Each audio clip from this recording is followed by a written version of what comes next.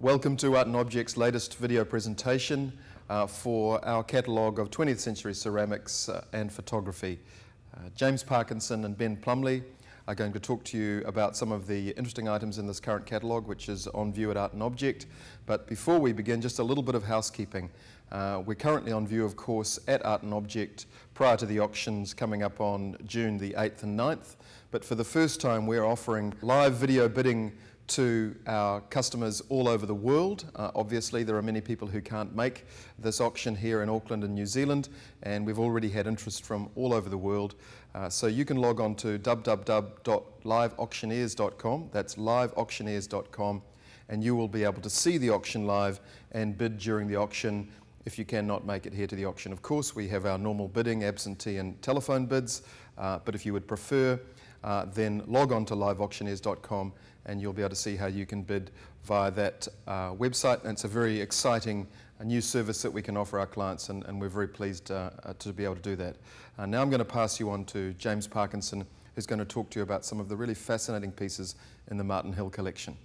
Martin Hill was a conservation architect working in Wellington, and this collection was started by his mother in Ditchling in England in the 1930s.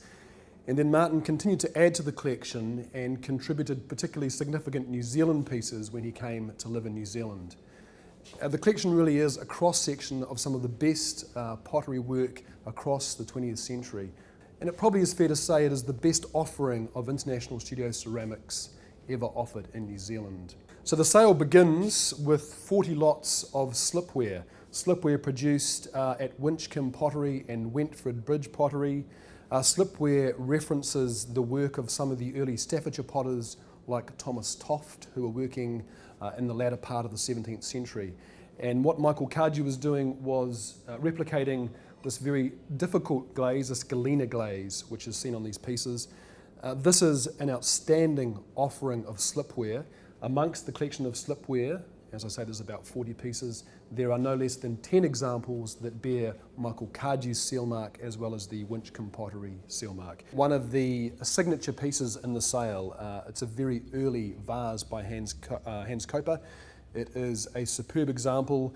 Pieces of Hans Koper's work really come to offer on the auction market in New Zealand, and this is a very, very good example. In addition to this, there is a coffee service done by Hans Koper and Lucy Ree in collaboration. The collection also comprises some very, very rare and unusual pieces, and I'm holding in my hand probably one of those pieces, and probably my favourite piece in the collection.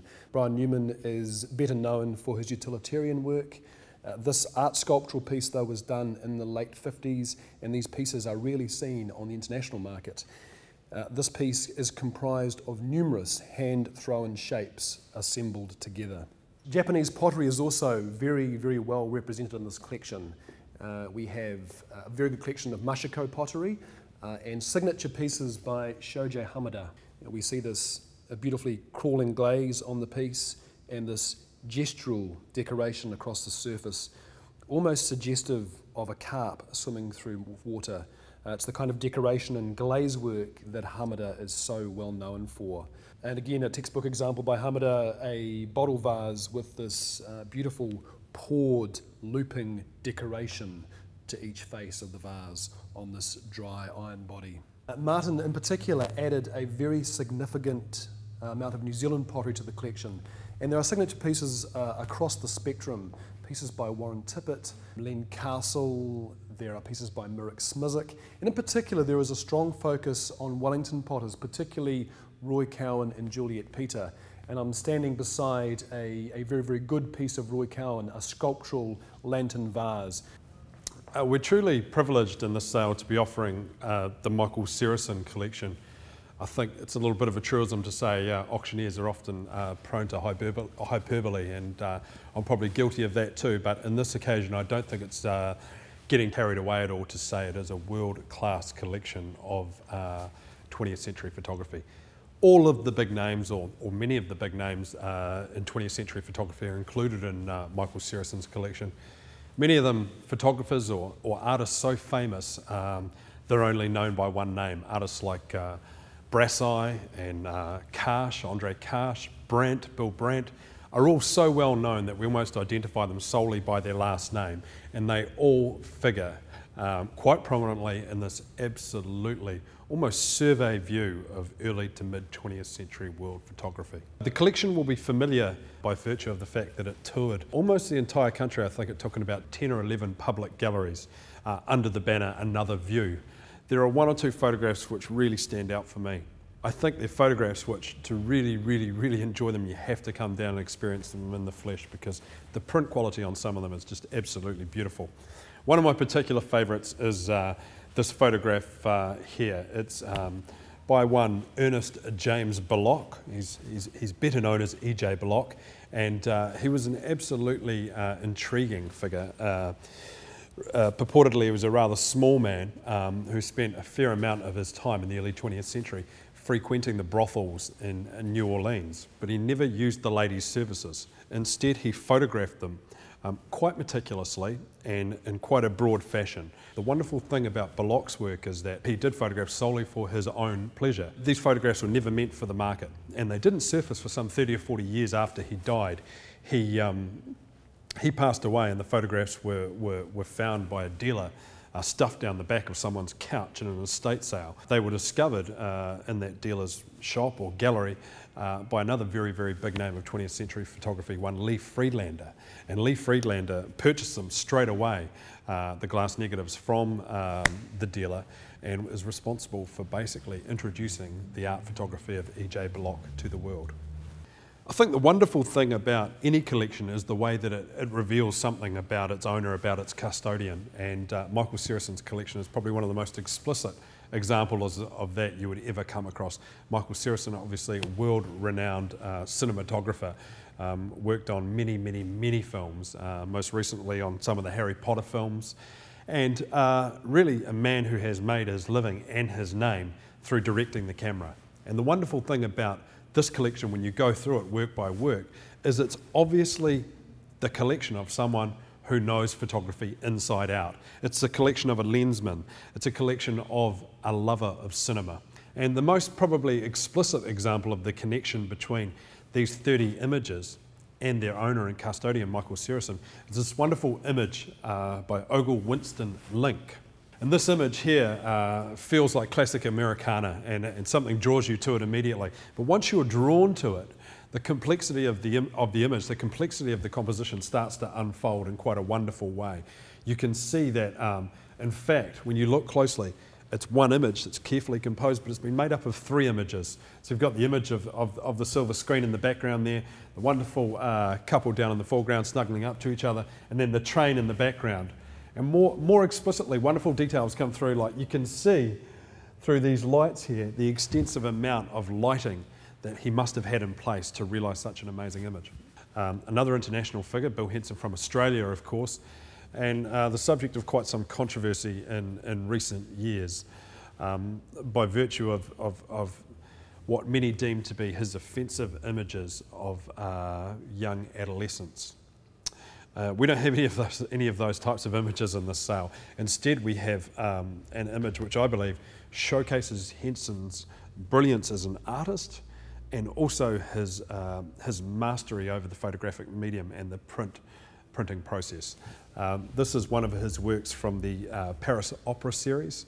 The Paris Opera series was a result of a commission which Henson won in the early 1990s to produce a body of work that in some way reflected people's interaction with opera in the setting of the Paris Opera House. And he won that commission, and he produced an amazing body of work which really shot him to prominence in an international context and really announced him to the world as a photographer of serious note. And he did that, I think, by virtue of the uniqueness of his project. He effectively turned the commission inside out and took the camera from shooting the props in the studio and everything that happened behind the scenes, in which he was granted full access to, and turning the camera onto the audience. And he did so in a way that has created a truly beautiful body of work, which for me is about as close as you can get to reflecting music in the still image. From the small and intimate photographs of the Saracen collection through to the just over 1 metre square Henson photograph, through to the monumental Thomas Roof portrait. You get a broad overview of what's been going on in a lot of ways in the last 50 or 60 years with photography and photographic technology. In many ways, the photograph is always, or for a lot of people, it's always been the poor cousin of painting. And I think it's always had a little bit of a complex, a little bit of a syndrome, and has always tried to compete in many ways with painting. It did that in the early days with pictorialism, where it copied the soft, smouldery nature of a lot of impressionism and tried to translate to the photographic image. And more recently, it's done so in reaction to abstract expressionism and the monumentalising of the canvas through technological advancements which have taken place over the last 15 to 20 years. And one of those has been the ability to print to a very, very, very large size. And the Germans were really at the forefront of this. People like Andreas Gursky, Thomas Struth, and Thomas Roof, of course, here. What he does here is he takes the most mundanest, but one of the most common subjects of the photograph, essentially the portrait photograph as you would see it in a passport type format, and blows it up to huge, absolutely huge scale. I think this photograph is nearly 2 meters high. The title is Portrait of S. Ergelowitz, and I think the idea with this photography, as it is with a lot of German objectivity and German objective photograph, is really to remove every single little ounce of subjectivity out of the art image. So what you have is a face completely and utterly devoid of emotion. Although it's a portrait of someone, it's really revealing very, very, very little about that sitter. Michael Parakofai, of course, is representing New Zealand at the Venice Biennale as we speak, and Art and Object is proud to be a sponsor of New Zealand's presentation in 2011 at the Venice Biennale. This is Le Canoë from the Consolation of Philosophy series from 2001. The subtitle is Pikone Te Matenga, When Our Heads Are Bowed in Woe. And this is a classic example of how Parakofai is able to operate on numerous levels with a single beguiling image. This series of work commemorates and celebrates the sacrifices of the Maori Battalion in the First World War, and each of the photographs document the wildflowers that grew around the sites of a number of these famous battle scenes, such as Passchendaele, Ypres, Fish Alley, Messines, Calais, and so it goes. This one, Le Canoë, is a classic from this particular series. It presents, of course, as a dazzling decorative image, but also it speaks to New Zealand's history, the role of Maori in New Zealand, and Parakofai is saying with this image, don't forget. Here we have in two fabulous works by Robin Morrison, Rachel and Fanny Short in Bannockburn, from one of the classic series of New Zealand photography, From the Road, the South Island From the Road from 1981. And here is Christ at Whangapai Harbour.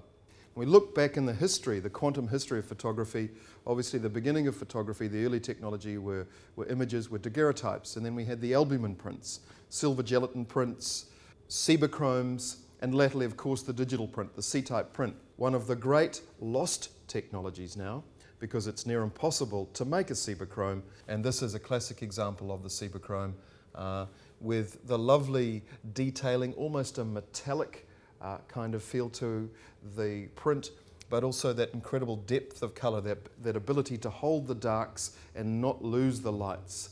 All of the photographs and ceramics in the current catalogue are on view at Art and Object until the days of the auction, of course, the 8th and 9th of June, and you can view the catalogue online. Also, please have a look at liveauctioneers.com. This is the first time that we've offered a streaming video bidding service, and we would be really interested in your feedback.